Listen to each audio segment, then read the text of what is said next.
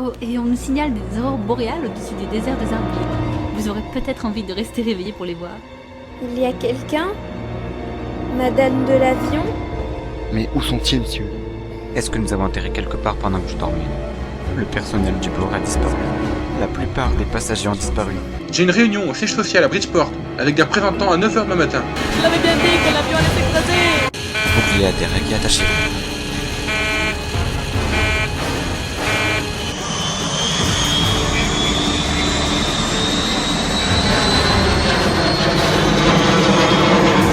J'aperçois l'aéroport.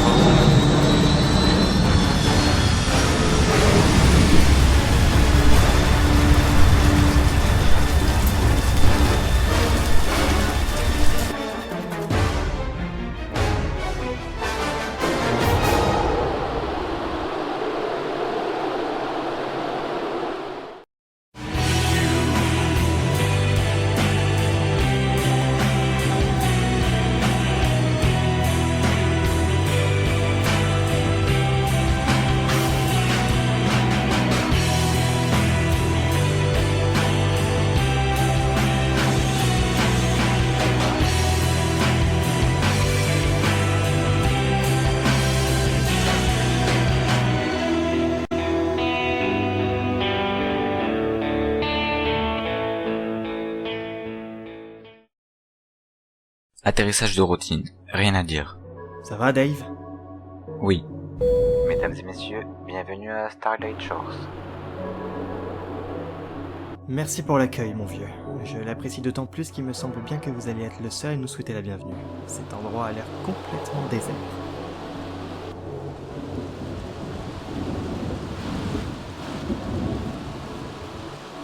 Qu'est-ce qu'on fait maintenant, Dave?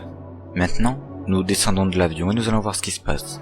Pensez-vous? Je pense que nous devons descendre de l'appareil. Je pense qu'il n'y a personne pour manœuvrer les couleurs mobiles ou pour faire rouler l'escalier jusqu'à nous.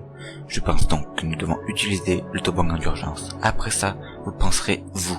Si j'ai dit quelque chose qui vous a offensé, Dave, je vous prie de m'excuser. Vous venez de faire un sacré boulot. Vous ne m'avez pas offensé. Simplement, au cours des 10 dernières heures, j'ai eu à me collecter une fuite de pressurisation au-dessus de l'océan, avec la nouvelle de mon ex-femme, qui venait de périr dans un stupide incendie d'appartement à Bridgeport, et avec la nécessité de piloter dans des conditions de mauvais film catastrophe. Je me sens légèrement agacé.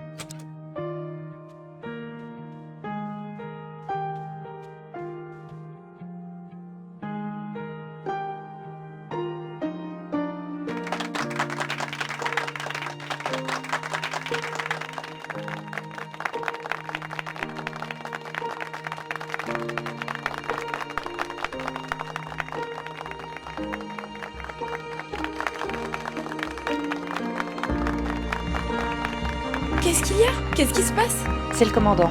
Le commandant qui nous a ramenés à terre sains et saufs.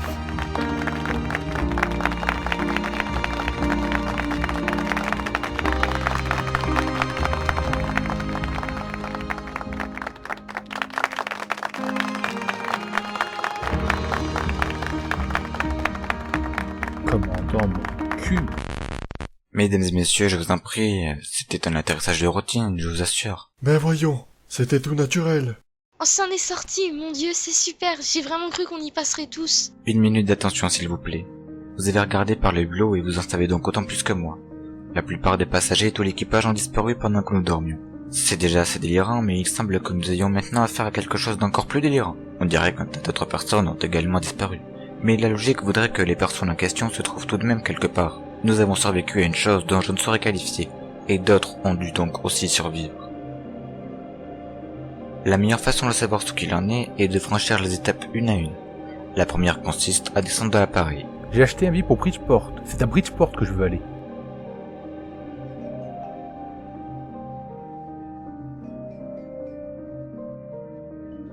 Il va falloir utiliser les toboggans de secours. Nous allons donc auparavant répéter les procédures. Écoutez attentivement puis mettez-vous à la file indienne et suivez-moi à l'avant de l'avion.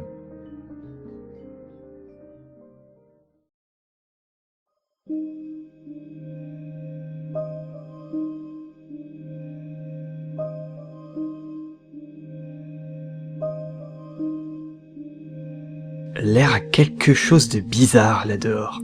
Que voulez-vous dire? Empoisonné? Non, du moins je ne crois pas. Mais il n'a aucune odeur, aucun goût. Vous êtes cinglé? Non, pas du tout, mon vieux. C'est un aéroport ici, pas un champ de blé. Il devrait y avoir des odeurs d'essence et d'huile. Vous le sentez? Pas moi. Quelque chose ne va pas? Je ne suis pas bien sûre de vouloir le savoir, mais... Non, tout va bien. Vous savez que je vais faire un rapport circonstancié sur vous pour cela, n'est-ce pas?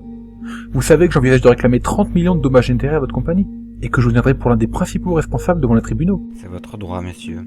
Kenny Valdon. Monsieur Kenny, vous êtes-vous rendu compte de ce qui nous est arrivé? Nous n'avons pas le temps de discuter. Le temps? Mais qu'est-ce que vous croyez savoir du temps? Je sais tout ce qui concerne le temps. On a peu de temps, monsieur. Le temps est foutrement court. Quel emmerdeur, ce cinglé.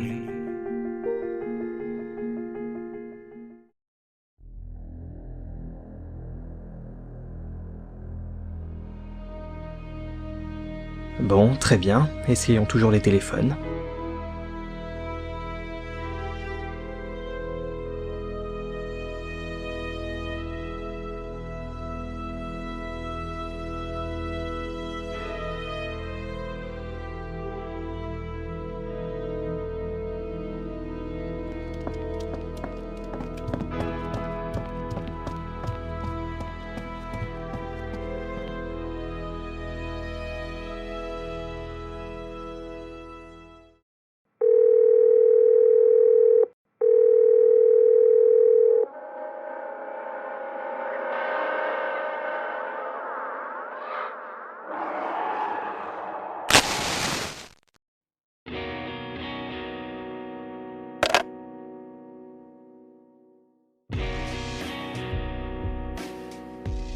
Je vous ai fait peur? Un peu. Désolée. Voilà, ça va mieux comme ça. Je n'ai pas osé dans l'avion.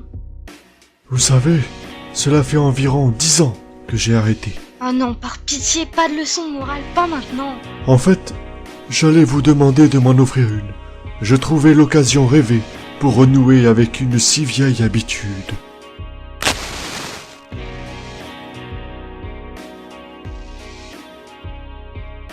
Dites, avez-vous remarqué les horloges? En particulier celles électriques. Elles sont hors d'usage. Mais s'il y avait du soleil, on pourrait calculer approximativement l'heure grâce à la longueur et à la direction de nos ombres. Il serait bientôt 9h15. Mais j'ai l'impression qu'il est plus tard. Je ressens la même chose. On dirait que c'est l'heure de manger. Mais non, c'est juste une histoire de décalage horaire. Je ne suis pas d'accord. Nous avons voyagé d'ouest en est, ma jeune demoiselle. Les désorientations temporelles que subit un voyageur allant dans cette direction vont en sens inverse. Ils ont l'impression qu'il est plus tôt, et non le contraire. Oh, stop, je commence à avoir mal au crâne. Pas un seul ne fonctionne. Alors, que faisons-nous maintenant? Allons à l'étage, c'est là que doit se trouver le restaurant. On pourrait manger un petit bout. Je crois que vous avez raison, Fatoumata. Nous pourrions tous manger quelque chose. Et si nous allons au premier, nous pourrons peut-être trouver d'autres indices expliquant ce qui s'est passé. Vous savez quelque chose, n'est-ce pas? Qu'est-ce que c'est? C'est possible, oui, mais je peux me tromper. Pour l'instant, je ne vais rien dire, mis à part un petit conseil. Quoi? Il n'est pas pour vous, mais pour la jeune fille. Économisez vos allumettes, c'est ma suggestion. Pourquoi? Je ne comprends pas. Il y a probablement un bureau de tabac ou un marchand de journaux dans le coin. Probablement, mais je vous conseille tout de même d'épargner vos allumettes. Oui, monsieur Kenny. Ok. Le type qui avait ce rendez-vous si important à Bridgeport. Mais qui s'en soucie? Bon débarras, oui. Je ne l'ai pas vu partir, mon vieux. Je faisais joujou avec les téléphones. Kenny! Monsieur Kenny! Où êtes-vous? C'est étrange. Il n'y a pas le moindre écho.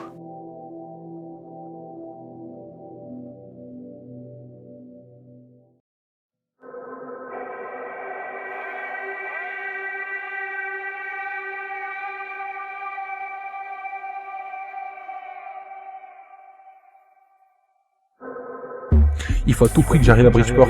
Il faut que j'aille à cette réunion. Mais avec cette bande de fous, j'y parviendrai jamais.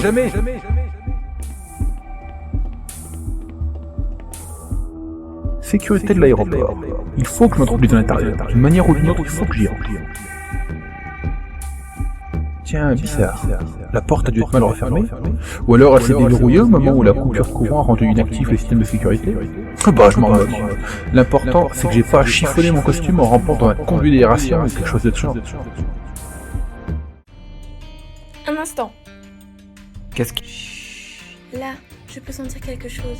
Ils disent que c'est comme ça que je peux voir. C'est comme une chaleur dans ma tête. Erika, peux-tu... Quelque chose cloche. Chut. J'entends quelque chose. Et tu sais de quoi il s'agit, petite? Ça pourrait nous aider. Mais c'est déjà là. Il faut que nous partions d'ici. Vite. Parce qu'il y a quelque chose qui se rapproche. Une mauvaise chose.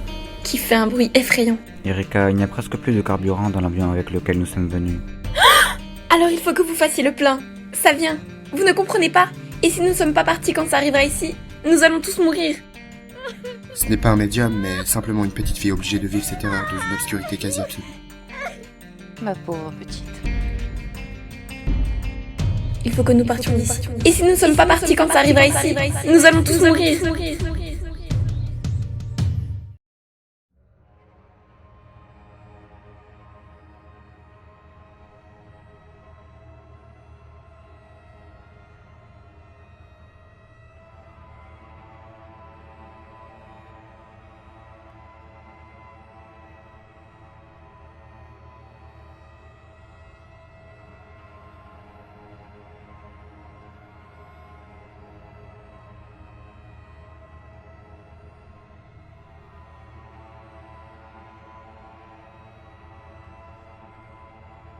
Je veux faire mal à personne, je veux pas, mais ça, c'est intolérable.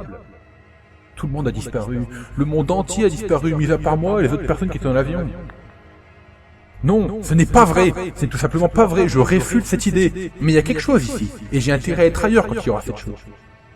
Mais je ne veux faire mal à personne. Nous avons un problème. Si Erika a entendu quelque chose, il serait fort utile de savoir ce que c'est. Mais nous l'ignorons pour le moment. Le manque de carburant de l'avion constitue un deuxième problème. Il y a d'autres avions ici. Sauriez-vous piloter l'un d'entre eux, Dave? Oui, bien sûr. Mais en admettant que nous décollions, quelle serait notre destination? C'est un troisième problème. Il faut partir loin, loin de ce bruit. Il faut fuir. D'après toi, de combien de temps disposons-nous? En as-tu une idée, Erika? Non, je crois que nous avons le temps. Pourtant... Alors, faisons ce qu'a dit Fatoumata. Allons au restaurant, mangeons un morceau et discutons de ce que nous allons faire. Nous ne devrions pas attendre. Un quart d'heure, c'est tout. Et même à ton âge, Erika, tu devrais savoir qu'une bonne réflexion doit toujours précéder une action réussie. Il veut nous montrer quelque chose ou nous prouver quelque chose? Nous avons bien 15 minutes tout de même. Eh bien, je crois que oui. Parfait, c'est décidé. On ferait mieux d'y aller. Je crois qu'il sait ce qu'il fait. Et il fait quoi au juste? Je ne le sais pas exactement, mais quelque chose me dit que ça vaut la peine d'aller voir.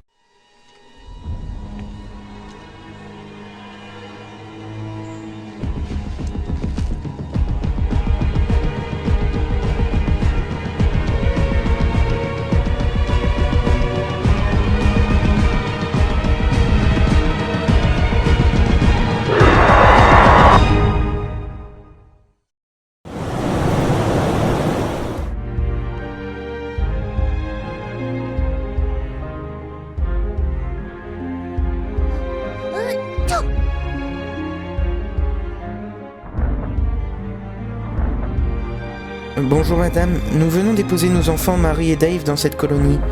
Mais avant toute chose, nous devons vous informer que notre jeune fille est aveugle.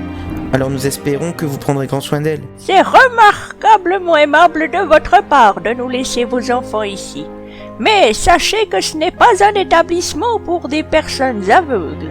Et puis rien n'est adapté dans cet établissement pour cette jeune petite. Soyez sans crainte, son grand frère vous sera d'une grande aide, je vous en conjure. Pourquoi n'allez-vous pas déposer votre enfant dans une institution spécialisée? Madame, s'il vous plaît, nous sommes prêts à verser une grande somme d'argent si cela peut vous faire changer d'avis. Je vois. Dans ce cas, nous pouvons nous arranger. Mais avant, pouvez-vous m'expliquer la raison pour laquelle vous souhaitez absolument la laisser ici avec son frère? Ils sont vraiment très proches l'un de l'autre. Dave s'occupe beaucoup d'elle, et nous... Enfin, c'est à cause d'elle si on cherche à la laisser ici.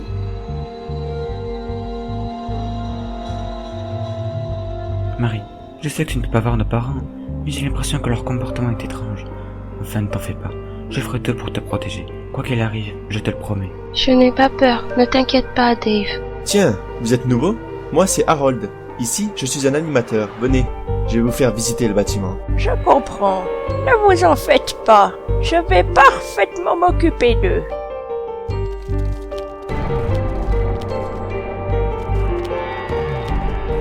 Tu crois vraiment que c'est une bonne idée?